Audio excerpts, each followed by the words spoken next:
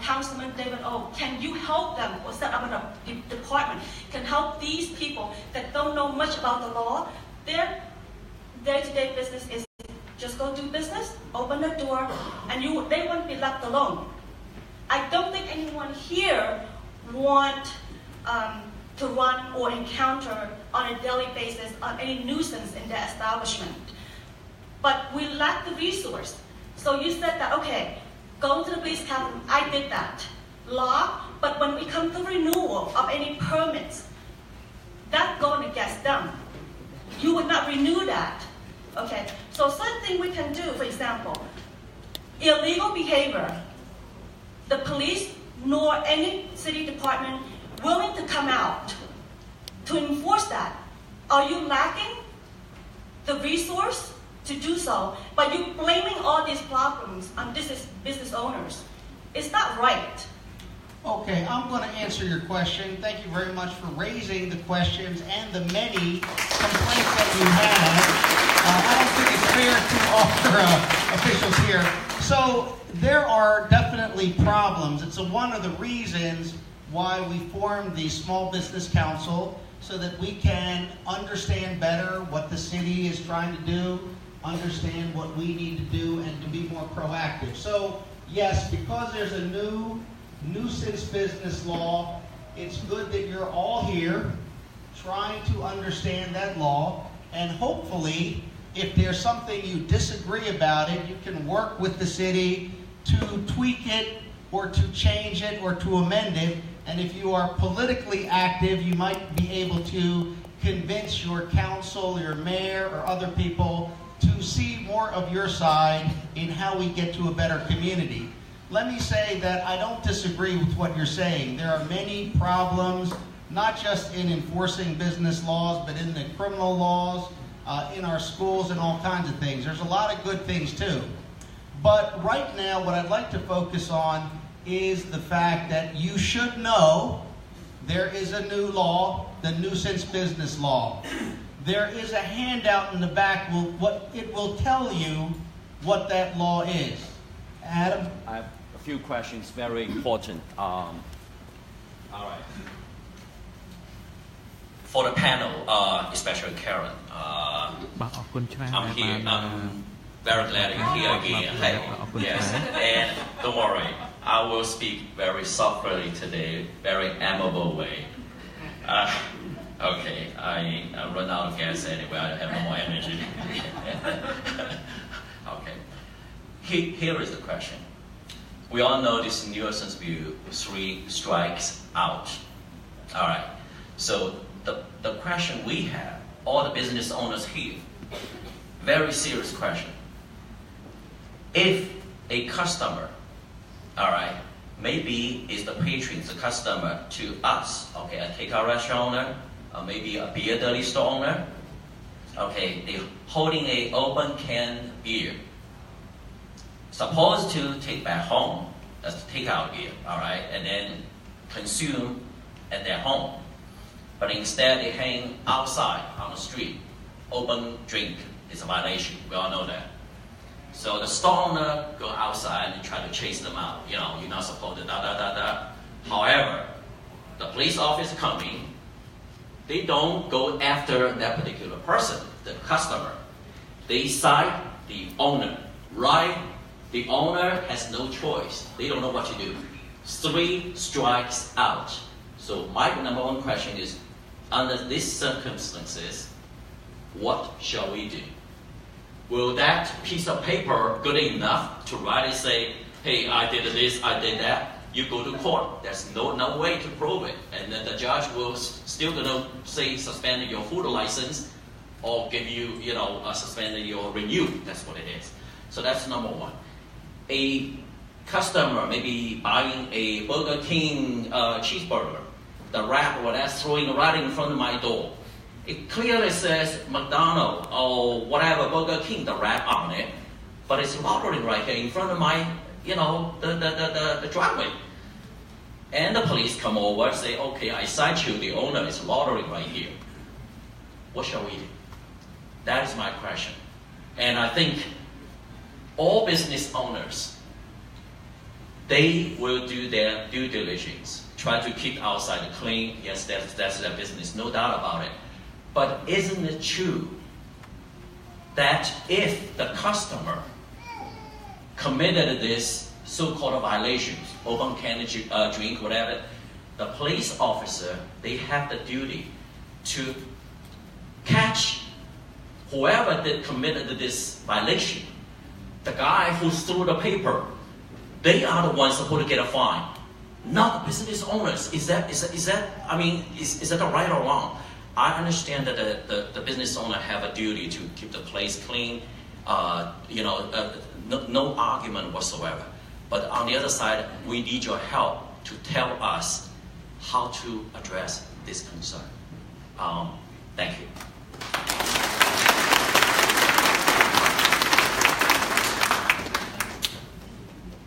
As far as the open container laws go in Philadelphia,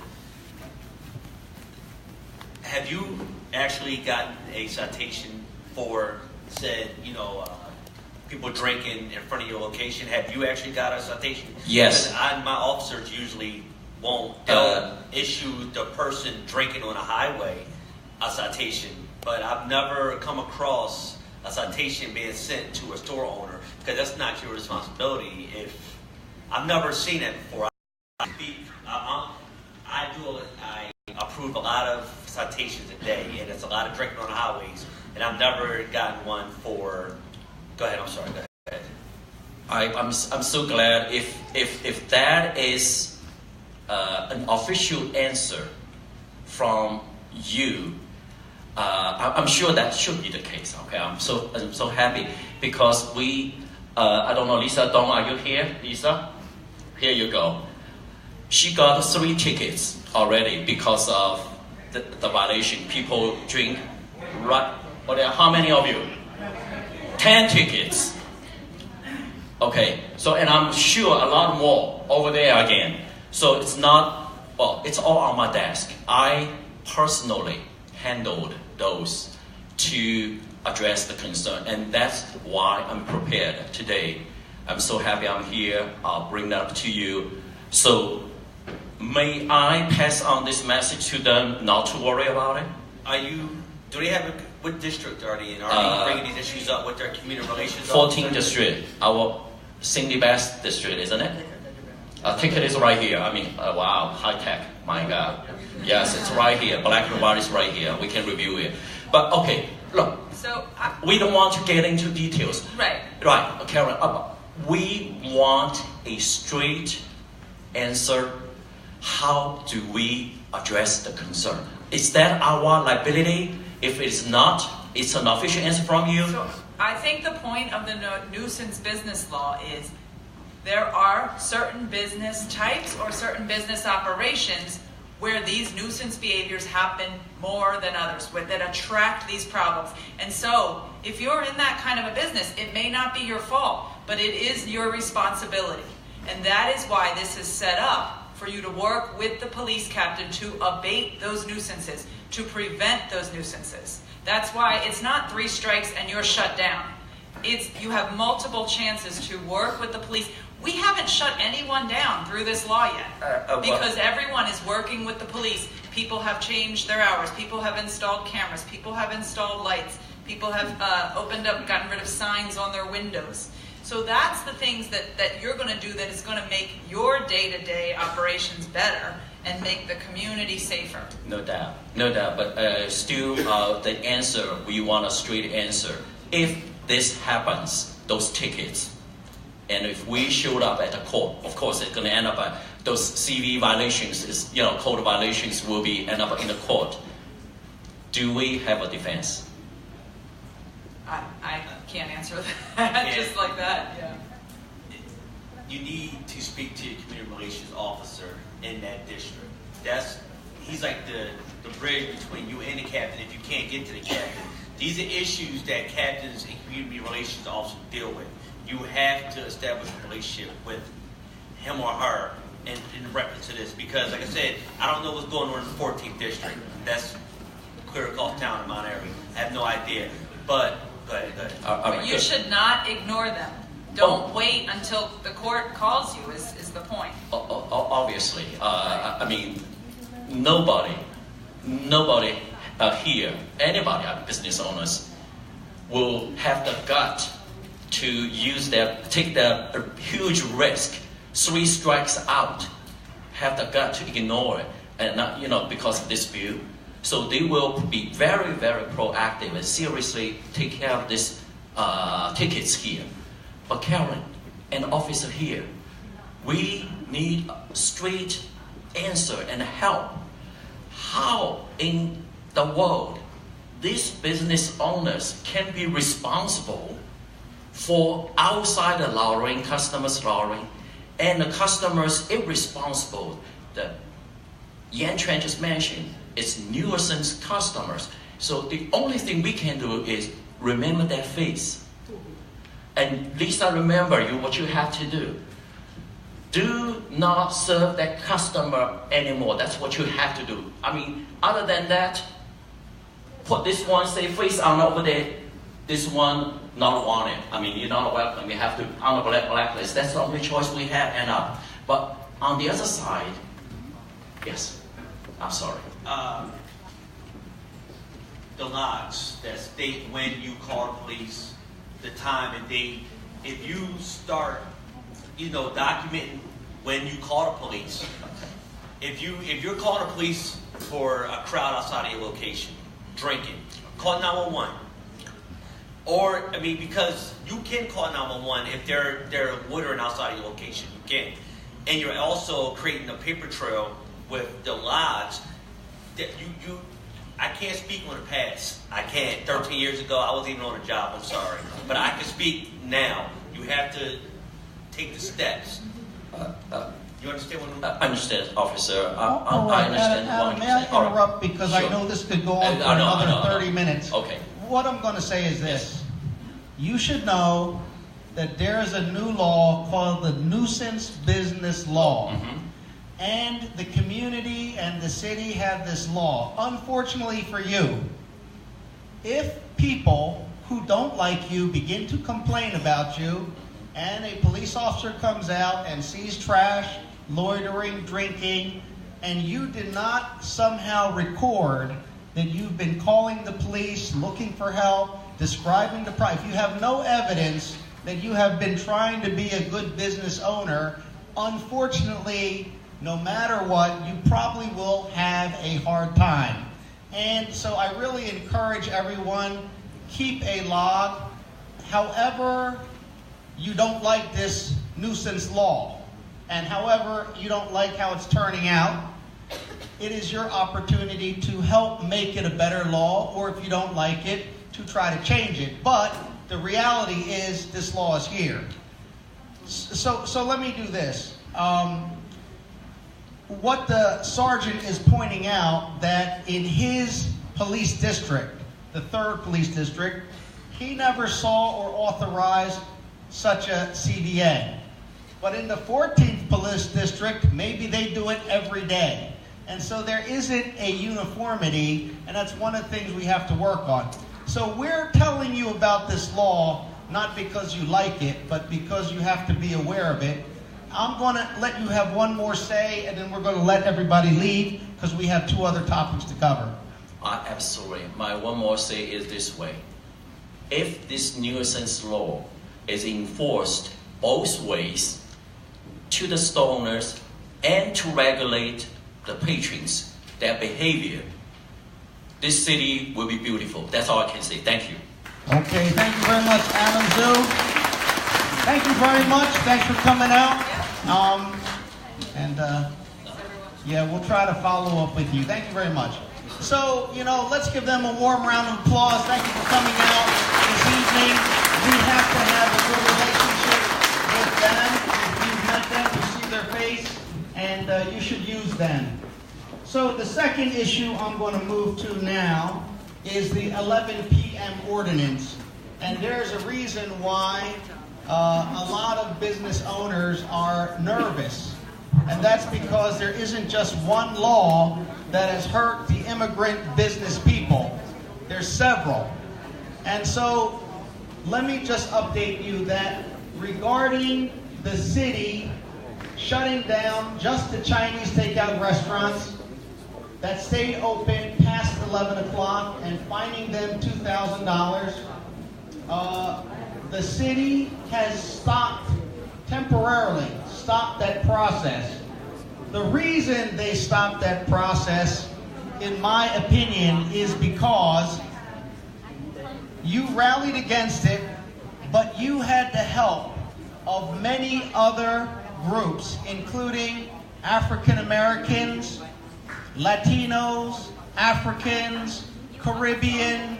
All kinds of people said it is unconstitutional and wrong to target just the Chinese takeout restaurants. The city has not admitted that it's wrong. The city has said that they're concerned, it's not wrong, and they stopped temporarily. Therefore, we cannot accept that, so we are suing the city. We need to get an answer from them, or we need to get a court answer that they cannot do this. And because we're suing them, they are not enforcing this law.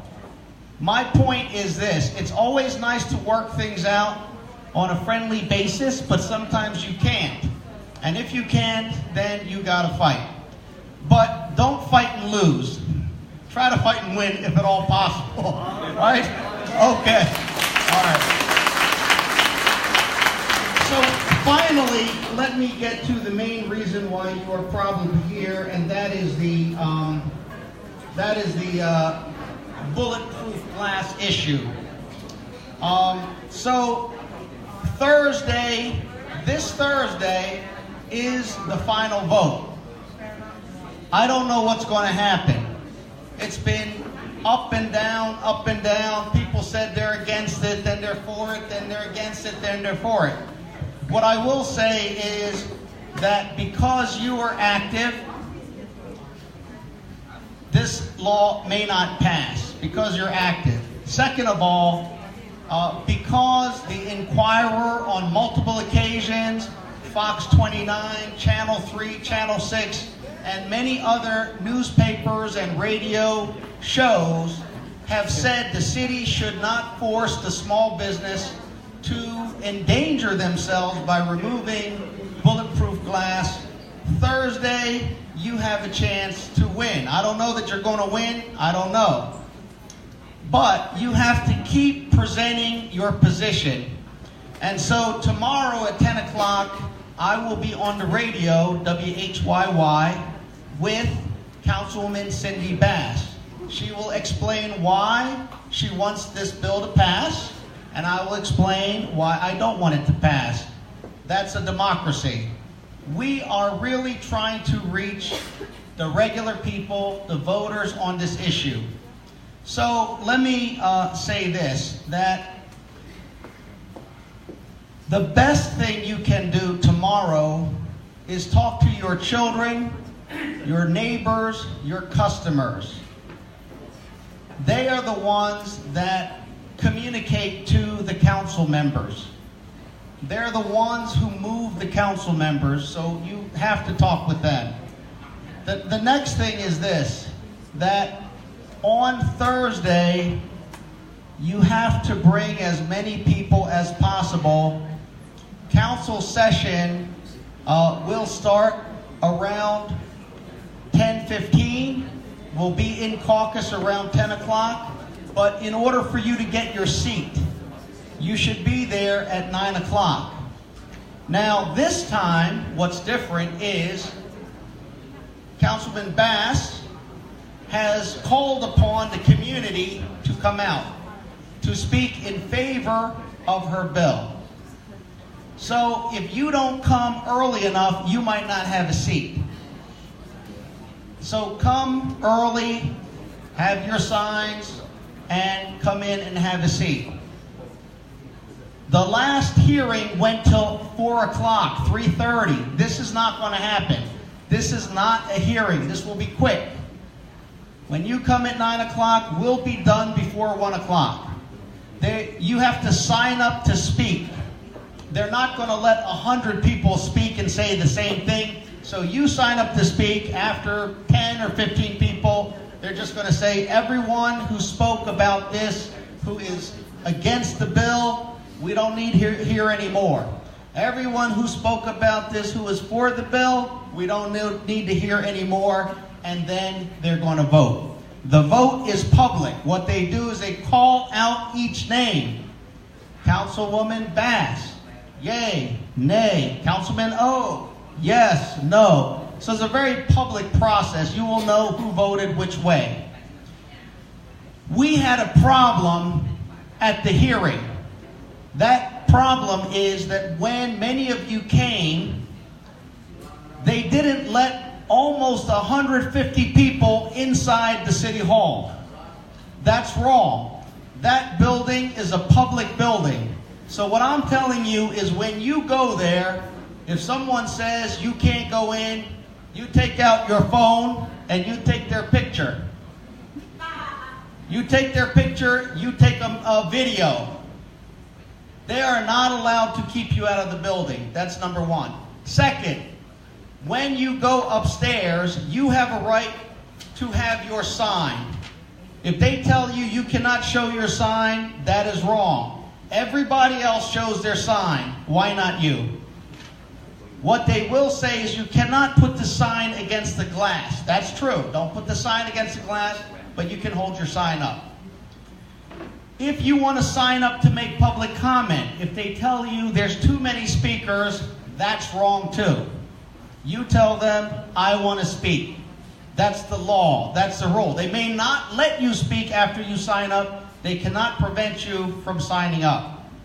The next thing is they told people there's no room in City Hall. Oh, there's room. That's a big building. So almost 100 people, senior citizen children, were outside in the cold. That's wrong. So when you come, they're going to register you. They're going to tell you to go back outside, but at 9 o'clock, you go inside, you go to the council area. Our staff will be there to direct you where to go if it is crowded or if there's a meeting or something like that. But the bottom line is this. Every other group of people, white, black, and Hispanic, they show up, they fill up the place, they have a lot of signs, they're in the hallway, nobody tells them, you can't come in, you can't speak, you can't sign up. I never saw that until you came. So I hope that doesn't happen again. Again, make a film. If they are telling you you cannot come in, you cannot speak, they may lose their job. They're not doing it because they don't like you. Someone told them, don't let them in. I will tell them, don't lose your job over this. Let everybody in. Okay, so be there at 9 o'clock. Take your seats. Here is what we are going to present. We need to have witnesses. That means people who are everyday people, especially the employees who have been shot or stabbed, especially the store owners who purchased a store from somebody whose son was killed. That is because we are not disputing this bill except for safety glass. That's the only thing we are concerned about. If you feel safe, you don't need safety glass, great. But if you feel unsafe and you want to put safety glass, you should be able to do it. We do not want the city to force you to take away the safety glass. Now, let me say that at the hearing there was some confusion, and even now there is confusion. So I'm going to explain as clearly as I can what happened. The bill that was introduced said that a restaurant with 30 seats or more cannot have safety glass. Doesn't matter if you sell alcohol or not. No safety glass. And the question was asked, what about McDonald's or Kentucky Fried Chicken that seats more than 30 and has safety glass, bulletproof glass, or safety glass? They did not answer that question directly, but the L&I commissioner testified. He said that any restaurant with 30 seats or more that has safety glass is not a real restaurant. It's not a real restaurant. It's a retail store. That's what he testified on the day of the hearing. If your restaurant has 30 seats, serves hot food, but if you have safety glass, bulletproof glass, you are not a restaurant, you are a convenience store. If you are a convenience store and not a restaurant, you cannot have a license to sell beer. And you cannot sell beer or any other type of alcoholic beverage. But even if you are in full compliance with this law, even if you have hot food, 30 seats, tables, you have bathrooms available, the council people who are behind the bill are saying you are still not a true restaurant. They don't like the business model. They want you to change your business model. They want you to stop selling alcohol unless you get rid of the bulletproof glass, provide tables, chairs, silverware, curtains. They want a real restaurant. If you don't offer a real restaurant, they said your beer deli or your business with what you're doing is fake. It's a fake restaurant. So even if you're in compliance, what they have said is it's not a real restaurant. So here's where there is confusion. On the one hand, they're saying that only a real restaurant should be able to serve alcohol. On the other hand, they're saying that we are not trying to take down bulletproof glass. So there's some confusion that needs to be straightened out. What I will tell you is this. The amendment to the bill says this, that before January 1st, 2021, the L&I Commissioner shall promulgate regulations on the use or removal of bulletproof glass. So let me say exactly what that is. Before January 1st, 2021, that means if the bill passes, it could be a month, could be 2 months, could be 6 months, could be 2 years, could be 3 years, could be. But it could be 1 month that the L&I Commissioner promulgates regulations. There's nothing new about that. Every time a bill passes, the department has to promulgate regulations. Once we vote on a bill, we are done. That bill is gone. The mayor signs it, and that bill goes to the department like L&I. They promulgate the regulations. The L&I Commissioner testified that no restaurant with 30 seats or more should have bulletproof glass. In fact, he said it is a zoning code violation because your restaurant is actually a retail store. And therefore, if you got your business license claiming that you are a restaurant, you are in violation of the zoning code. So he is saying he is not talking about the use of bulletproof glass. He's talking about the removal of bulletproof glass. He said very clearly, no restaurant, no real restaurant has bulletproof glass. 30 seats or more, if you have bulletproof glass, you are not a restaurant, and therefore you are a retail store. You are in violation of the zoning code, and you cannot have a license to sell beer or alcohol. Is that clear? Do you understand? Yes. So when somebody tells you that the amendment gave you 3 years before anything would be done, that is not true. If somebody says the ordinance says the L&I Commissioner may or may not do anything with bulletproof glass, unless he changed his testimony, he's going to take it down. Do you understand that? Yes. Okay. So we are going to go on Thursday to address these issues, And there will be, again, many people trying to testify. Some people will testify for the bill. Some people will testify against the bill.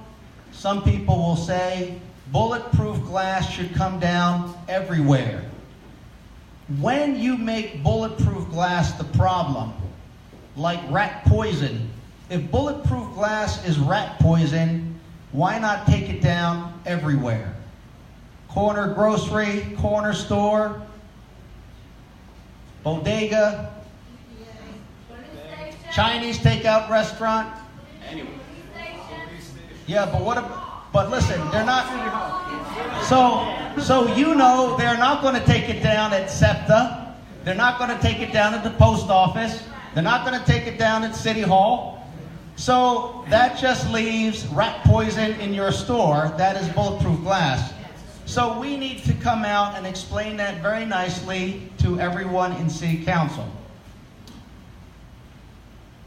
There are businesses that say this does not affect us. But we say it will affect you. If someone wants you to sell tomatoes, carrots, and lettuce, well, they're not running your store. Of course, they're not giving you any money either. We do not want to get shot or stabbed, and you want to have bulletproof glass, that's your decision. So that is all that we are saying. Okay, at this time, I'm going to ask if we have any questions or comments. I want to make sure you understand what we do on Thursday.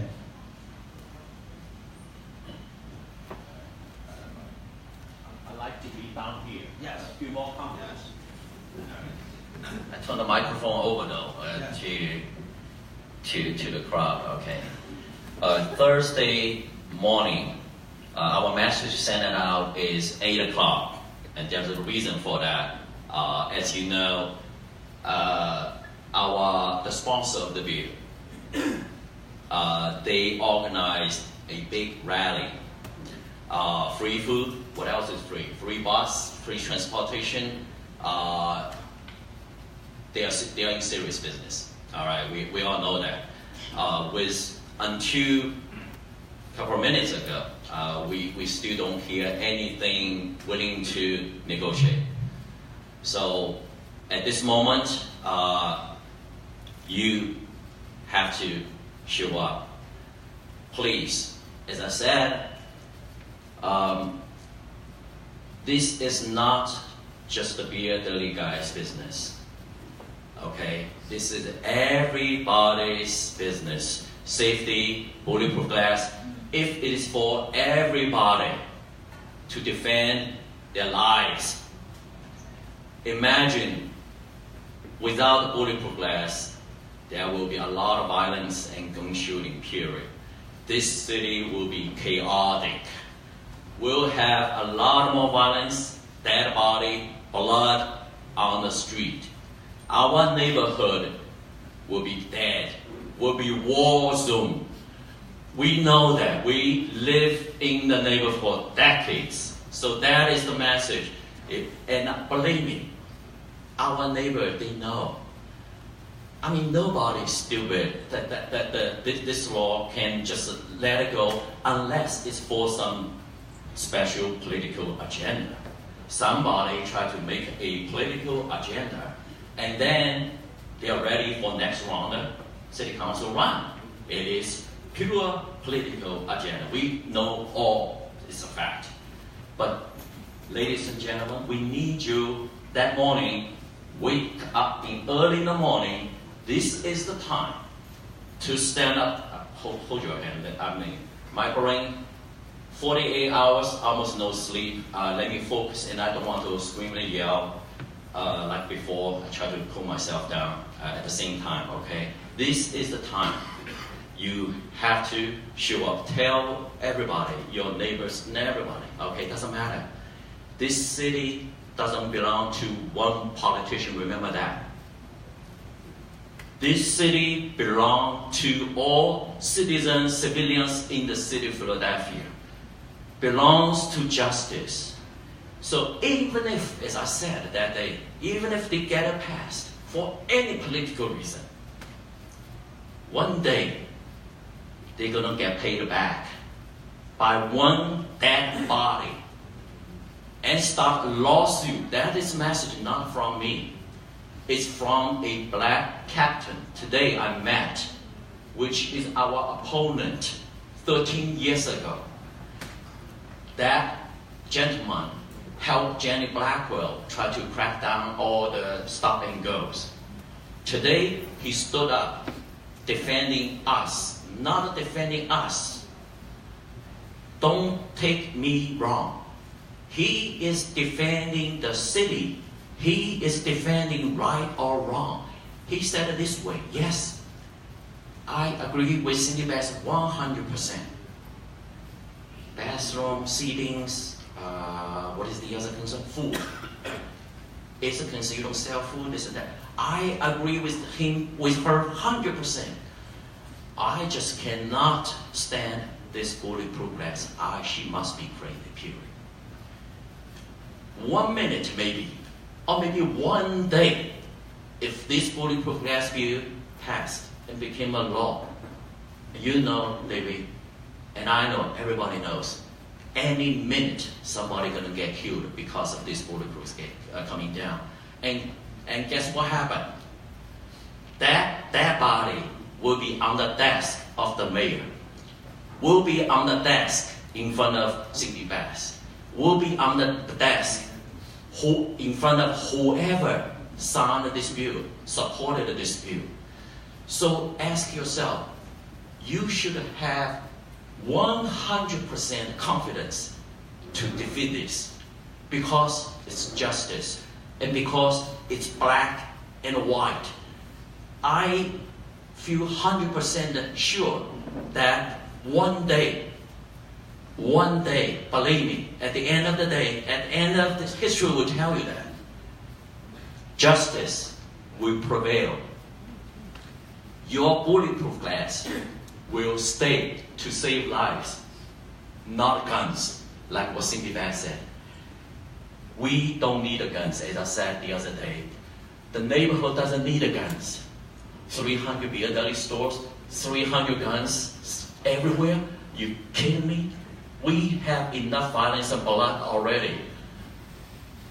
So that's the message we want to send out to you. We have a lot of homework to do. We need to improve our image. We need to sit down with the city official to address a lot of concerns. No doubt about it. We have to clean up our backyard like what we did 13 years ago.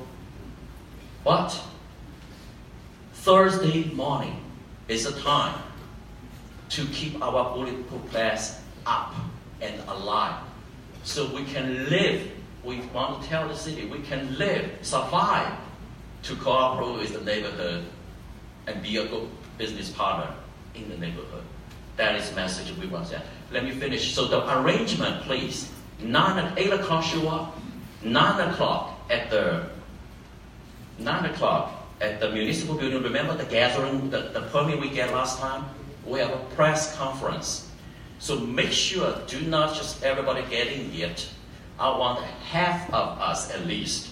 Whoever need to do the, what is it called, make the speech, this and that, please get in. Bill and the others need to, you have to register to make a speech, testimony.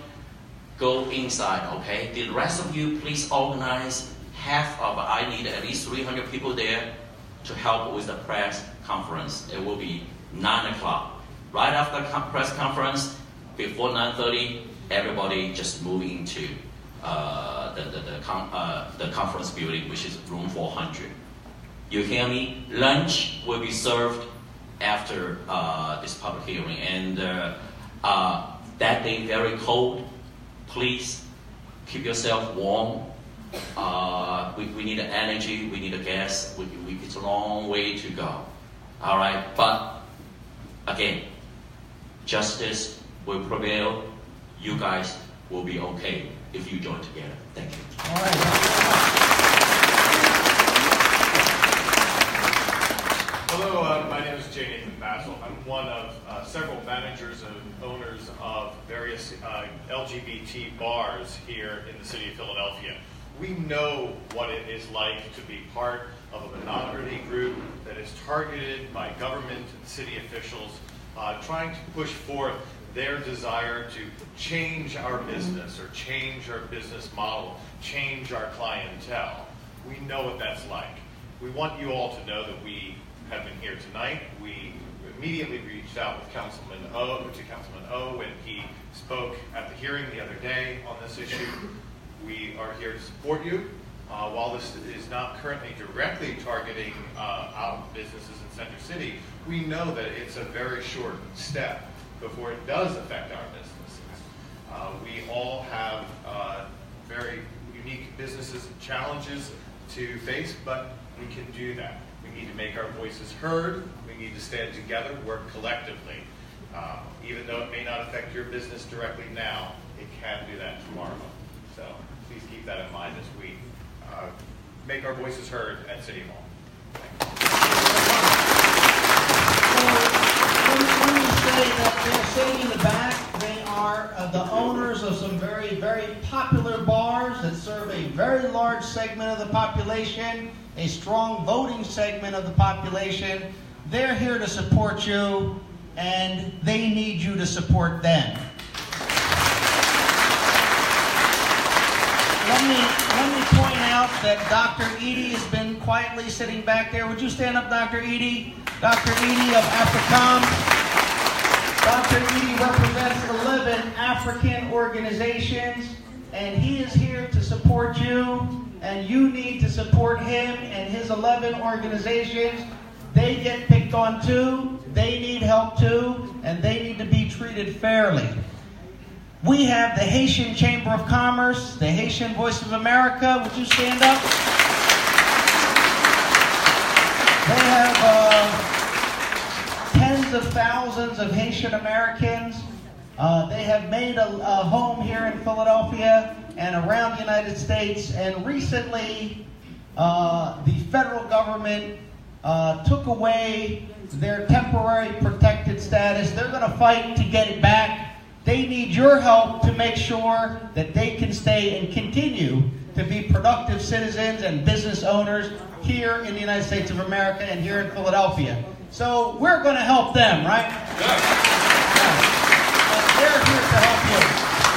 You know, the thing we have in common is this, that each group of us, even if we have 100 members or 2,000 members, we're too small. Most of us are ethnic or a member of a minority group or of a different nationality or race. And many of us, many of you, have been targeted in one way or the other. Whether it's the LGBT community, the Muslim community, the Jamaicans, the Africans, the Chinese takeout restaurant. Stephen Zhu is here. Thank you, Stephen. So, but together, what we are standing for is a lawful, fair business practice and the idea that the society and government should support business, not pressure business, make business grow, to help employ others, to pay taxes, not to pressure businesses, give them a hard time. And so what we want to support each other on is the idea that you should have the benefit of the doubt to run your business, to make it the business you want. You will succeed or fail because of it. We don't need government making you fail, hopefully helping you to succeed. Adam, did you say one more thing? Yes, we have a gentleman want to say a few words here. Yes, thank you very much. Yes.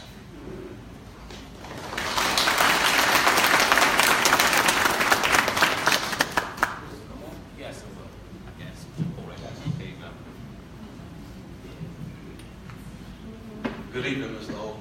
Good evening. You standing representing this group. You're our voice down in City Council, right? One of our voices. Do you get to speak on your thoughts about the bill? Yes. Tomorrow, Thursday? Yes, I will on Thursday. I will voice my opinion. I'm going to try my hardest to attend over there. I can't guarantee my appearance just because I'm a one-man business. Right. But one thing, anybody that they want to speak, I'm starting with you and Adam. This scenario keeps playing out in my head, and I should have came up here and spoke to the officer. They're worried about taking the glass off, and I'm worried about this. Come here. Adam. Okay. You're the robber. This is the. I want to play a scenario, and I want you guys to at least voice this scenario. Yes. This is the innocent table. They're fighting about having stools and things like that, right? So these are innocent patrons. I'm the owner. Now there's no deterrent. So now if you're a robber, you say, well, you know what? I can rob that store. So you come into me. I don't know how many people here own weapons or plan on getting weapons. And I stand my ground, and you and me start shooting at people. How many innocent patriots? Forget us. They don't, it seems like this law doesn't care. I'm not going to say them. I'm going to say the law doesn't really care about our safety. Right? Yes. Me, I'm not a deli owner. I own a bit of sugar that's not affecting me yet. But I see it affecting me down the road if it gets passed. The question is, how many innocent patrons are going to have to take a bullet before they come back and sit down and say, well, let's revise this. Let's look at this. Forget about us, the owners. What about the patrons? That's all. I hope that you can voice that scenario on Thursday, since you're the voice here, and I can't guarantee me being there to speak. Well, thank you very much.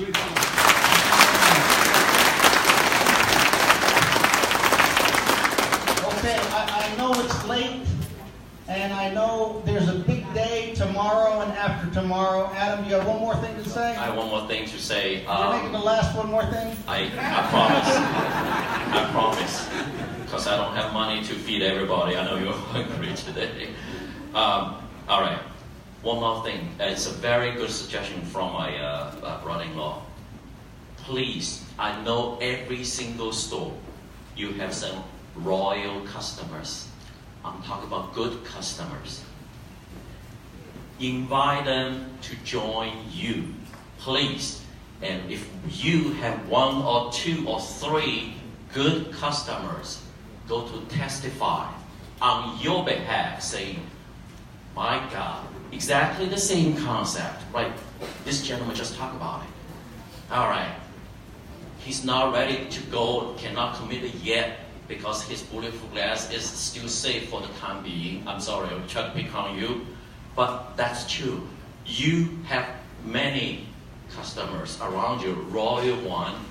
Bring a few of them in your car and join this protest. It will make a huge difference. All right, please. We need your help to join together. Team, what you have passion? I don't mean to neglect you. I'm sorry. You've been raising your hand all the time. Yes. So now you claim like we are making restaurant now? I cannot hear you. So part of the claim and what the L&I commissioner said is any restaurant with 30 seats or more, even if you serve food, have bathrooms, you could serve steak, lobster, but if you have bulletproof glass, you're not a restaurant, you are a retail store. Any restaurant with a bulletproof glass is a retail store, and as a retail store, you are in a zoning violation and you cannot have a license to sell alcohol. So basically she want a license to sell big corporate business. Team, hold on. I know what you mean. Let's put that way. Where's our proactive instead of defending? I know what you mean. That she keep on attacking us. Okay. Well, Listen, yeah. let's keep the rational here, all right? Yeah. See, I lower my voice so much. Help me out, please. Okay, I understand, Tim. And then let's talk seriously. Here, listen to this. Bulletproof glass for everybody. It doesn't matter 300 seats or 30,000 seats. You know what I'm talking about? For all, period. That's what we argue here. So, We're talking now, we have a fake restaurant now. no, please. There's no argument here. Okay. Team, all right? Let me Okay. interrupt because of this. Sometimes you can shoot and sometimes you get shot. So you're not in a position right now. She has a bill. We're going to vote on the bill. So the best thing is you have to do defense. And so show up on Thursday. You don't have to name call or attack anybody. You know, it's simply we disagree. We believe that if you take down the bulletproof glass, people are not going out of business. They're just buying guns. We don't want people to buy guns. Even if a robber comes in and gets shot, that's terrible. The bulletproof glass prevents that. If things get better, the business owner can take it down. That's wonderful. But let the business owner decide, not the government decide for you. You decide for yourself, okay? All right, I'm going to wrap it up, Adam. Let's end the night so people can leave. All right, I can rest and prepare. One more question again? Yes. So I have a video right I had it recently, about 6 months ago. It was at one of my beer stores, and then talked to my uncle. So kind of pretend we would share this video with the council members. Well, here's what you can do. Yeah, there are many videos of people getting stabbed, shot, beaten up in stores that have bulletproof glass. It's all over the video.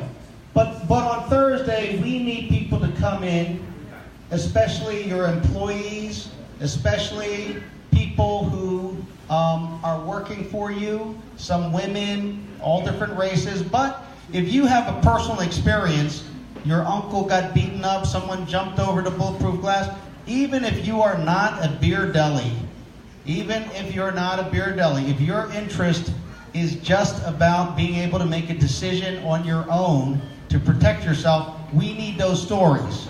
So I very much have said, listen, the way that you're going to change the hearts and minds of the council people who are voting, they care about the little guy. They care about the average person. And so if someone comes in and says, I'm a single mother, I work here, I'm safe behind bulletproof glass, but, you know, I had a friend who got shot, I had a friend who got stabbed. If you take away the bulletproof glass, I don't have insurance, I got a child, I don't want to be in danger. That's very powerful to the council people.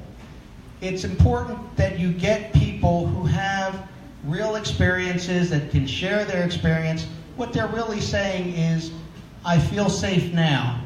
Don't take away that safety. We can work on these other things, we really can, but we don't want to expose people to getting hurt. Their reaction is going to be to go buy a gun. That's not a good reaction for this city. So if you can come on Thursday and share your story, your uncle, that would be good. Absolutely. Just one thing. Remember, all city councils in the history, only David O got stabbed. That's true. Am I right or wrong?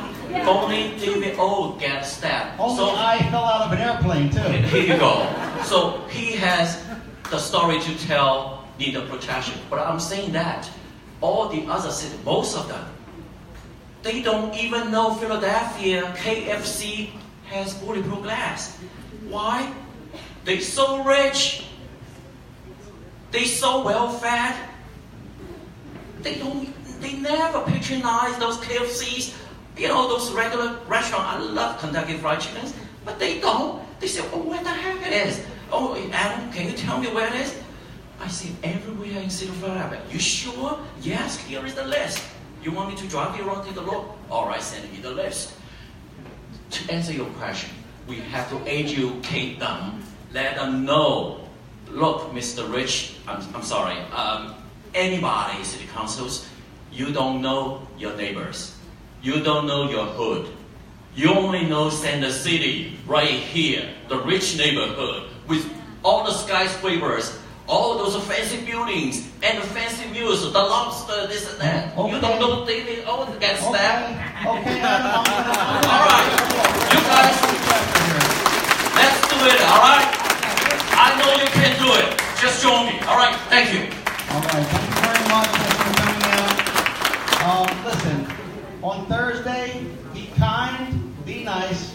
The city council people, they want to do the right thing. You need to help them. Kindly, nicely understand that you need to be protected, okay? Have a good night. Thank you.